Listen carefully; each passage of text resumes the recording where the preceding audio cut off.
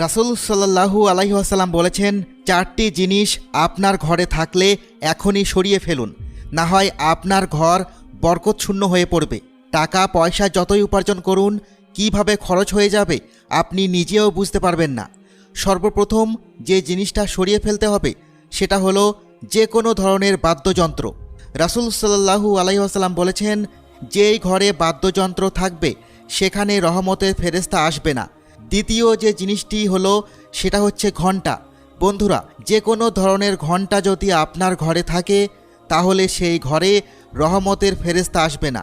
তৃতীয় যে জিনিসটা হলো সেটা হচ্ছে যে কোনো ধরনের ছবি, ঘরের দেওয়াল হোক অথবা শোকেস হোক, ঘরে কোনো প্রাণীর বা মানুষের ছবি রাখা যাবে না।